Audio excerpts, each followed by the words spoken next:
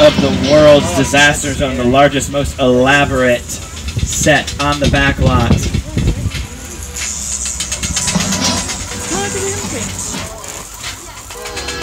Now that the tram's come to a complete stop, if you wish to stand to take some photos, go ahead. Just make sure you sit down as soon as the tram starts moving again. If the tram moves and you fall out, we're just going to leave you here and make you clean it up.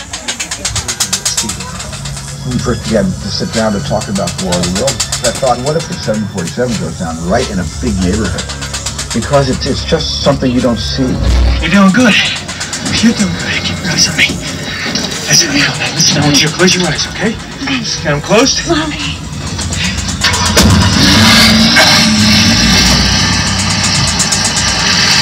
Robbie, get in.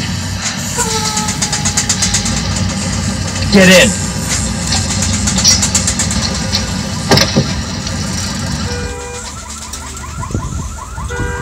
Wow, you guys, it's all so realistic. These 3D glasses, the effects, they really work. That's called prop comedy, and it's hilarious. That is a real 747, purchased for the low, low price of $60,000 from an airplane graveyard in Arizona. It's brought out here. It costs $200,000 to get it here. It just goes to show you that whenever you buy something, shipping and handling, that's where they get you. On your right, this cabin might look familiar from Coach or Desperate Housewives. It was built for the comedy The Great Outdoors, starring John Candy and Dan Aykroyd. This is an example of a practical set. You can film inside or outside of this cabin.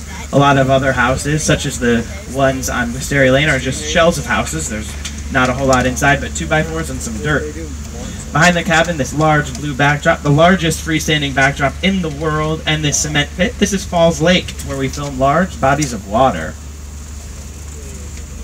These are all filmed right here in Falls Lake.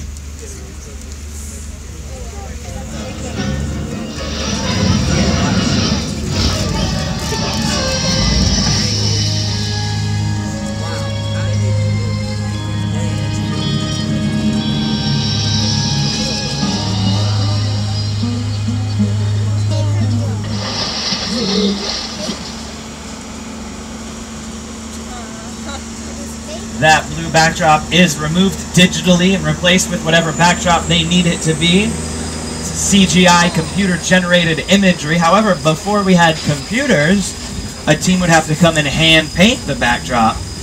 In that clip from Jaws: The Revenge, all of those clouds were hand-painted. Falls Lake was actually created for Jaws: The Revenge.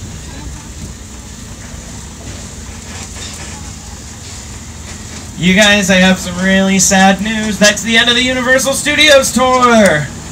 On 3, let's hear a big oh no. 1, 2, 3. Oh no! Car 3 doesn't seem very disappointed. Sorry, guys. Let's hear it for Andy, our driver. Thank you, Andy. If it weren't for Andy, we would have sat around going nowhere. You would have gotten tired of my voice so much sooner. So think about that, Car 3. Andy would also, not Andy, Andy already said goodbye. Jimmy would like to say goodbye. Well, I can't believe it. We've made it to the end of our tour, you guys. How about Steve? and Andy? Weren't they the best? Yeah. Hey, before we go, I'd like to sing you a little song I made up. I was just 5 years old. It's called Tramtastic. We had a real good time together. Now the ride is done. We saw some crazy cool stuff, and we had a lot of fun. This tram has made its final stop, but don't be sad and blue, 'cause there's still one more thing that I'd like to say to you. Have a tramtastic day. Have a tramtastic night. Watch your step as you exit the tram, and everything will be alright. Come on, have a tramtastic day. Have a tramtastic day. Thank you for joining us today at Universal Studios Hollywood, the entertainment capital of LA. A special welcome and thank you to any annual pass holders on board. Thank you for joining us again.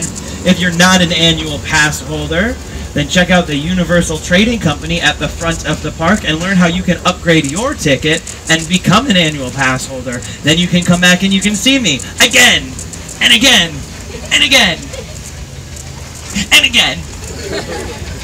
The park is open until 9 p.m. tonight, so you still have plenty of time to see all of your favorite attractions. Be sure to check out the studio directory.